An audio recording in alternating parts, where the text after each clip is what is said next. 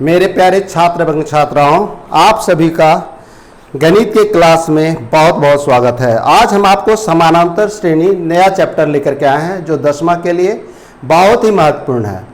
सबसे पहले हम इसमें क्या क्या आपको बताने जा रहे हैं। सबसे पहला काम है कि समानांतर श्रेणी क्या है, इसके बारे में जानकारी देंगे। तब किसी विषय वस्तु का सबसे पहले आधार हम देंगे। आधार में इसमें हम पढ़ते क्या हैं समानांतर श्रेणी में और किसकी जानकारी लेते हैं। तो समानांतर श्रेणी में संख्याओं के प्रतिरूप का अध्ययन करते हैं। संख्याओं के प्रतिरूप का अध्ययन करते हैं। ये पद जिसे हम अनुक्रम या सीक्वेंस कहते हैं। हिंदी में अनुक्रम शब्द आता है और अंग्रेजी में सीक्वेंस का शब्द आता है। हिंदी में पहला काम है अनुक्रम सीक्वेंस का अध्ययन। अब जो सबसे पहली बात है कि ये जो सीक्वेंस जो है ये प्रतिरूप शब्द जो हम लाए हैं ये क्या चीज़ है। आप प्रकृति में भी समूह वस्तुओं के समूह में देखे होंगे। भुट्टे के कई भुट्टे को आप देखे होंगे, सभी में एक रूपता होती है। सबके दाने लगातार कतारबद्ध रहते हैं। मधुमक्खी के छत्ते को भी देखे होंगे, एक जैसा मिलेगा प्रकृति में भी। और बहुत सारे चीज आपको एक जैसा नजर में आता है। उसी तरह संख्याओं में भी इस तरह के हमको मिलेंगे देखने को, और इसी का यहाँ अध्ययन करें। इसमें हम आपको पढ़ रहे हैं समानांतर श्रेणी। समानांतर श्रेणी में एकदम सरल एक रूप में जानिए, जिसका भी कॉमन डिफरेंस समान हो वो इसका पढ़ाई समानांतर श्रेणी में करेगा। यानी एक शब्द में कहीं कुछ मत जाइए, कहीं जाने की जरूरत नहीं है। जिसका कॉमन डिफरेंस समान हो वो समानांतर श्रेणी के किस क्रम में आएगा। सीक्वेंस कई तरह के होते हैं। सीक्वेंस कुछ ऐसे भी लिखे जा सकते हैं, जैसे हम 1 2 3 4 5 6 2 8 10 12 15। आप क्या देख रहे हैं, ये भी सीक्वेंस बन रहा है। यहाँ हर एक के बीच में एक कॉमा, लिखने के क्रम में एक कॉमा डाला हुआ रहता है। अलग अलग होते हैं, ये पद कहलाते हैं। एक पहला पद, दूसरा पद, तीसरा पद, चौथा पद, पांचवा पद, छठा पद, इसी तरह। लेकिन दोनों में अंतर है। अंतर क्या है, ये किसी विशेष इसमें थी नहीं है। विशेष कोई इसे जिसको कहा जा सकता है कि इसमें कोई इसका जो बढ़ने का जो क्रम है यह अनियंत्रित है। यहाँ 6 है, यहाँ 2 है, यहाँ 2 है, यहाँ 3 है। जो डिफरेंस है अलग अलग है, लेकिन इसका डिफरेंस हमेशा जो CD को जिसको कि शार्प अंतर के रूप में हम जानते हैं, इसमें जिसको हम D से जानते हैं कॉमन डिफरेंस, इसको बोलते हैं हम कॉमन डिफरेंस।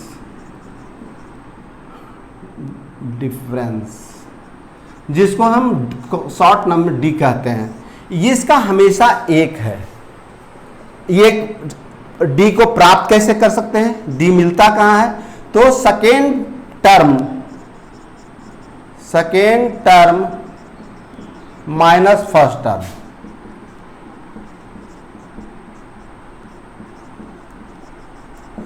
यहां 2 - 1 बराबर 1, 3 - 2 बराबर 1। यहां हमेशा D बराबर मिल रहा है। ये इसी का अध्ययन हम समानांतर श्रेणी में करेंगे, और जिसमें कोई विशेष लॉ नहीं हो, कोई कानून के द्वारा नहीं हो, ऐसे ही लिखा गया हो सीक्वेंस को, इसका अध्ययन इसमें हम नहीं करेंगे। दूसरा बात, ये इसके दो टाइप के होते हैं। सीक्वेंस जो बनते हैं 2 टाइप के होते हैं। एक होते हैं जिसका अंतिम पद दिया हुआ रहता है, और एक ऐसा सीक्वेंस होता है जिसका अंतिम पद डिफाइन नहीं रहता, इन्फिनाइट रहता है, जिसका अंतिम पद नहीं दिया हुआ हो, और एक ऐसा है जिसका अंतिम पद दिया हुआ हो। यानी 2 टाइप का है।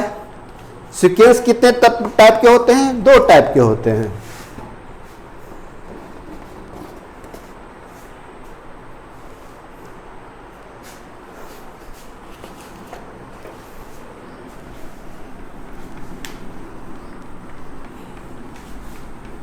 सीक्वेंस आपके टाइप ऑफ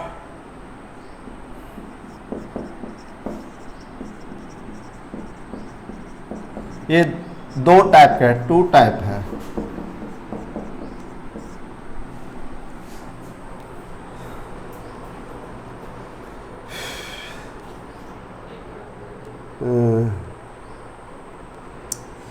पहला है डेफिनिट, दूसरा इनडिफिनिट। इसमें अंतिम डिफिनिट में जिसका 1 2 3 4, इसमें मान लीजिए ये 36 और इसमें है 1 2 3 4। एक में अंतिम पद नहीं रहते हैं, एक में पद रहते हैं। एक में पद क्या होते हैं? रहते हैं। अब इसमें कहते क्या है? अब इस पद को कहते क्या है मैथ में? ये किसे पहला पद को T1 के नाम से जान सकते हैं, दूसरा को लिखने का तरीका, दूसरा पद को T2 के नाम से जानते हैं, तीसरा पद जो है T3 के नाम से।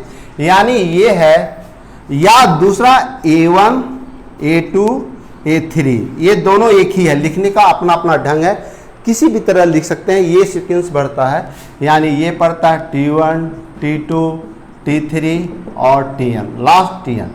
यानी जब Tn दिया हुआ है तो आपका ये डिफिनिट है, और इसी का हम अध्ययन इसमें करेंगे, Tn निकालेंगे। यानी फर्स्ट टर्म को हम T1 कहेंगे, सेकेंड टर्म को T2 करेंगे, थर्ड टर्म को T3 करेंगे और अंतिम लास्ट में Tn। इसको जनरल फॉर्म में हम लोग इसको जानते हैं, इसका व्यापक रूप है। Tn इसका क्या है? व्यापक। इसका पूरा जो हिसाब जो बढ़ता है, इसी को Tn को प्राप्त करना होता है। Tn इक्वल टू व्हाट, जिसका हम इसमें पूरी चर्चा करेंगे।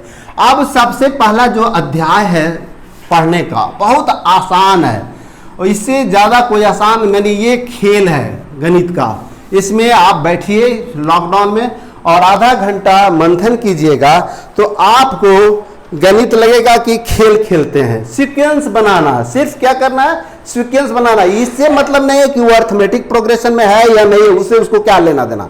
सीक्वेंस बनाना है, बनाने का तरीका आपको है, उसके बाद आप आराम से देख सकते हैं। एक हिसाब लेते हैं, जैसे Tn is equal to 3n plus 1, Tn is equal to 3n plus 1 कहता है क्या कि प्रथम 3 पद को लिखिए, प्रथम 3 पद प्राप्त करें, यानी T1 T2 और T3। अब इसमें करना क्या है? इसमें कुछ नहीं है, ये n में 1 2 3 मान रखिए, धीरे धीरे ये सीक्वेंस प्राप्त होते चले जाएंगे। और उसको जैसे T1 n बराबर 1, फर्स्ट में हमने लिखा 3 × 1 + 1 बराबर 3 जोड़ 4, T2 3 × 2 + 1 बराबर 3 दूनी 6 1 7, T3 T × 3 + 1 बराबर 3 × 9 1 10। यानी सीक्वेंस बन गया 4 7 10। संयोग ऐसा है कि ये अर्थमेटिक प्रोग्रेशन है, चूंकि आप इसका देख रहे हैं, डी देख रहे हैं, तो d इक्वल टू 7 - 4 बराबर 3, 10 - 7 बराबर 3। यानी डिफरेंस हमेशा एक चल रहा है, एक रूपता है इसमें ये बढ़ने का। तो आप इस हिसाब, छोटा हिसाब से 2 चीज देखें। पहला चीज देखें कि हम सीक्वेंस कैसे बनाएंगे, दूसरा आपने कॉमन डिफरेंस निकालने की भी बात सीखे, छोटा सा ही एक सरल हिसाब में, कि कॉमन डिफरेंस में हम सेकेंड टर्म को फर्स्ट टर्म से घटाते हैं। अगर उसके बाद हर एक अगला पद से पिछला पद को जब हम घटाएंगे तो कॉमन डिफरेंस अगर समान है तो हम सीधे लिखेंगे कि अर्थमेटिक प्रोग्रेशन में है, अन्यथा हम सीधे लिखेंगे एक सीक्वेंस है, एक श्रेणी है, अपना सीक्वेंस है, बढ़ रहा है, लेकिन ये अर्थमेटिक प्रोग्रेशन का भाग नहीं है, लेकिन हमको पढ़ना है अर्थमेटिक प्रोग्रेशन। उसके बाद आपको लेकिन कुछ ऐसे नहीं, बहुत सरल हिसाब हैं। जैसे इसी में अभी आपने एक हिसाब, एक सीक्वेंस को बनाने का सीखा। अब मान लीजिए कि आपका छोटे होता है क्या कि आप मान लीजिए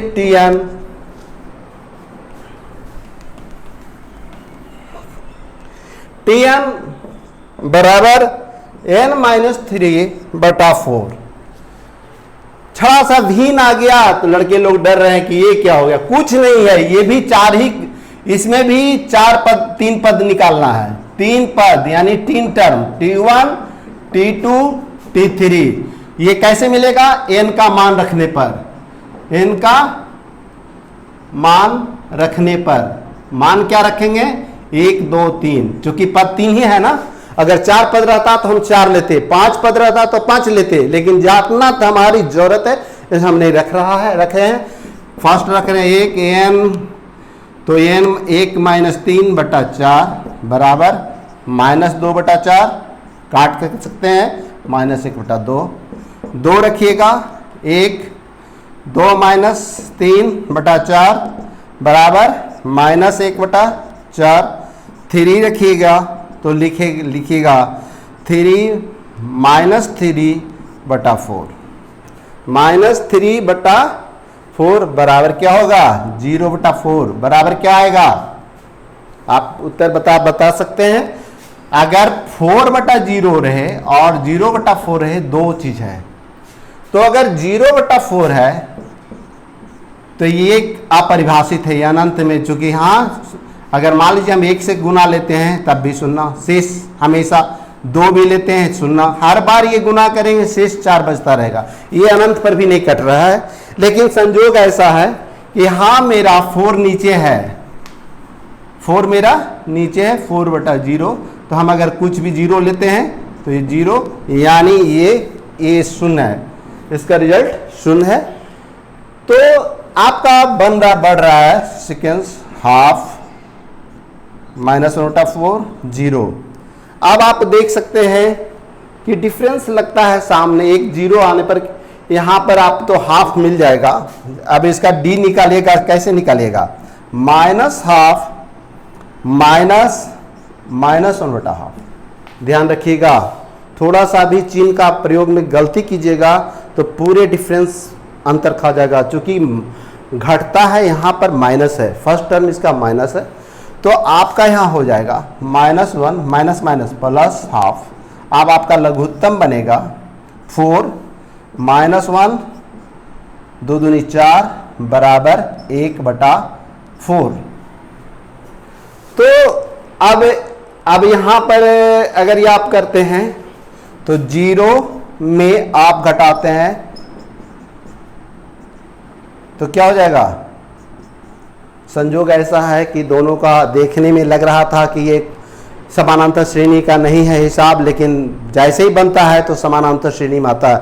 इसलिए जब तक आप कंफर्म नहीं होइए तो आप मौखिक रूप से कभी व्यक्त कीजिएगा कि ये समानांतर श्रेणी में है या नहीं। यानी आप बना करके संतुष्ट